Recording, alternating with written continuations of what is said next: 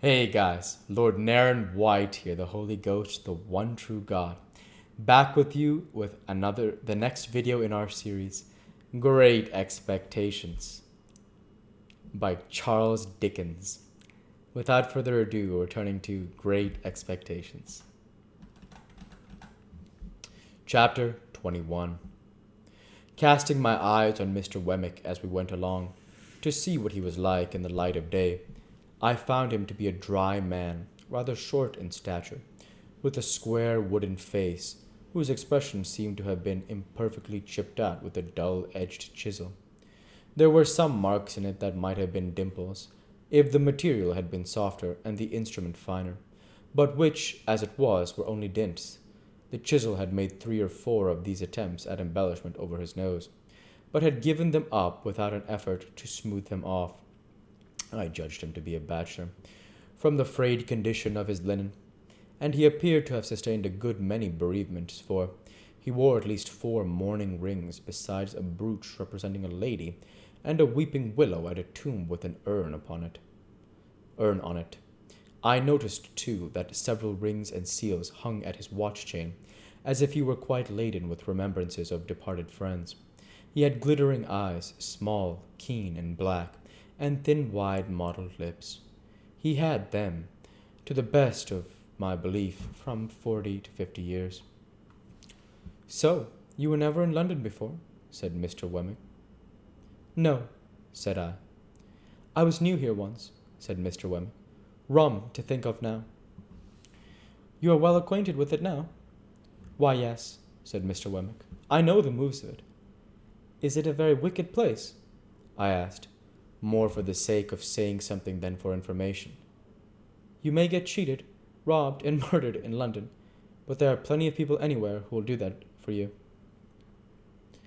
If there is bad blood between you and them," said I, to soften it off a little. "Oh, I don't know about bad blood," returned Mr. Wemmick.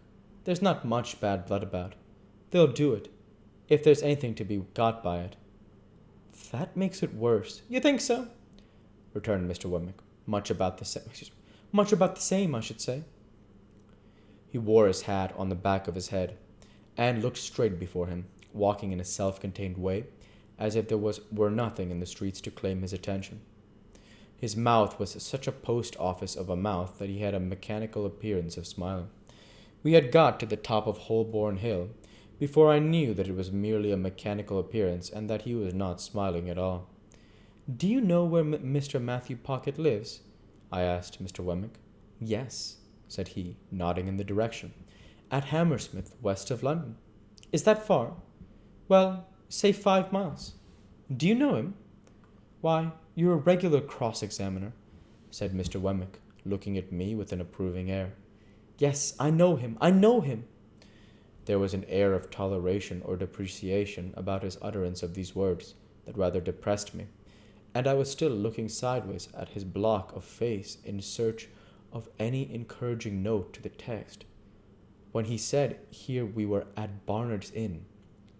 My depression was not alleviated by the announcement, for I had supposed that establishment to be an hotel kept by Mr. Barnard, to which the Blue Boar in our town were a mere public house, whereas I now found Barnard to be a disembodied spirit, or a fiction, and his inn the dingiest collection of shabby buildings ever squeezed together in a rank corner as a club for tomcats.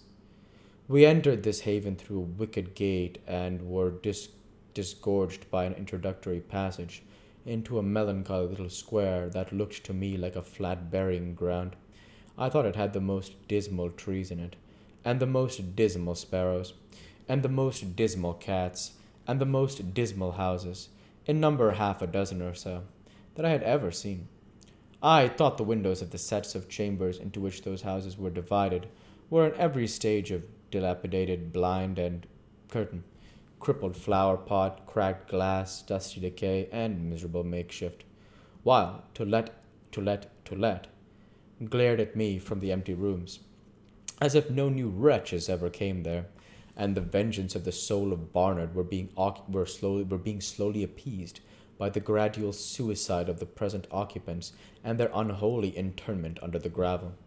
A frowsy morning of soot and smoke attired this forlorn creation of Barnard, and it had strewn ashes on its head, and was undergoing penance and humiliation as a mere dust-hole.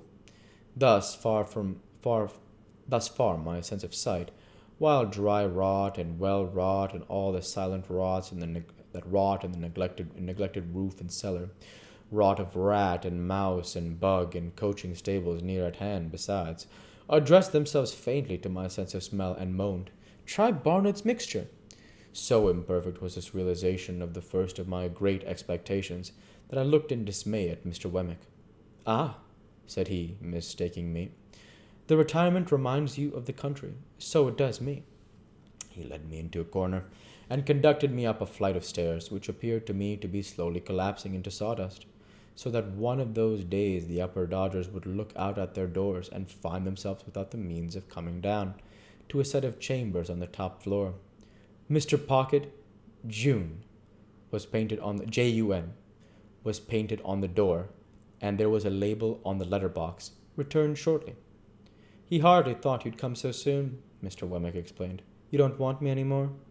"No, thank you," said I.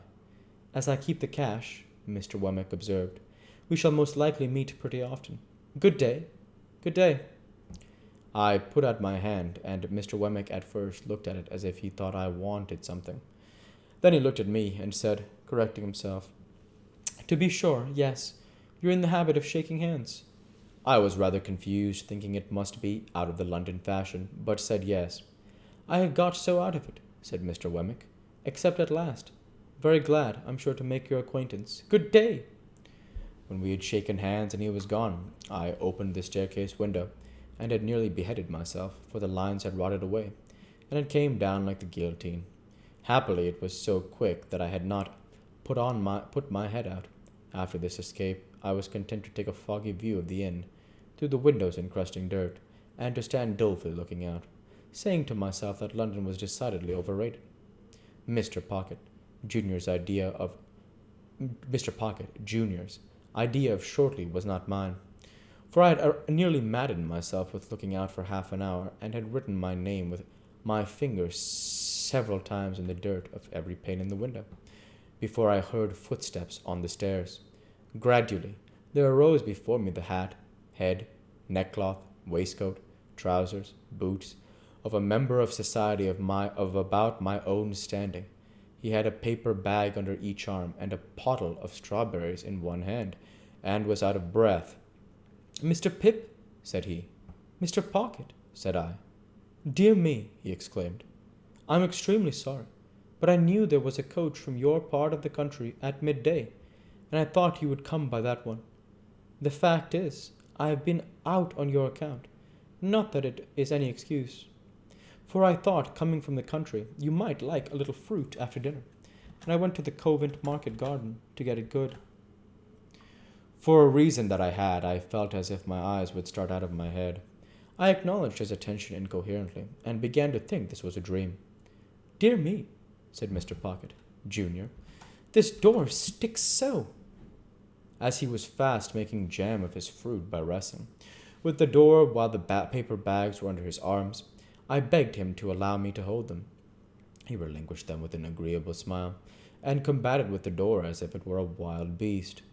It yielded so suddenly at last that he staggered back upon me, and I staggered back upon the door, the opposite door, and we both laughed. But still, I felt as if my eyes must start out of my head, and as if this must be a dream. "Pray, come in," said Mr. Pocket, Junior. "Allow me to lead the way. I'm rather bare here, but I hope you'll be able to make out tolerably well till Monday. My father thought you would get on more agreeably through tomorrow with me than with him, and might like to take a walk about London. I am sure I shall be very happy to show London to you. As to our table, you won't find that bad, I hope, for it will be supplied from our coffee-house here, and it is only right, I should add, at your expense, such being Mr. Jaggle's directions.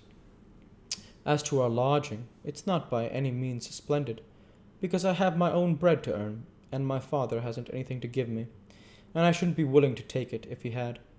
This is our sitting room, Just such chairs and tables and carpet and so forth, you see, as they could spare from home. You mustn't give me credit for the tablecloth and spoons and castors, because they come for you from the coffee house.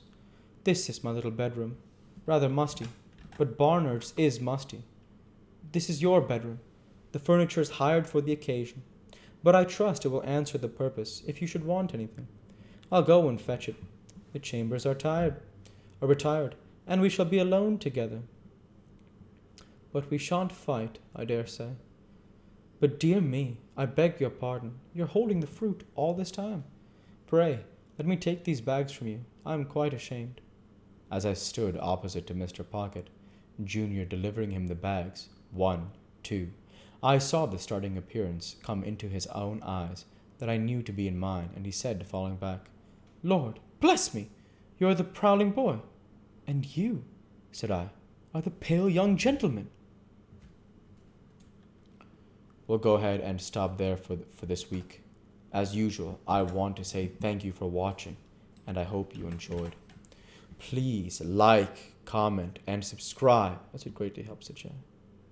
Light be with you all. Take care, and thanks again.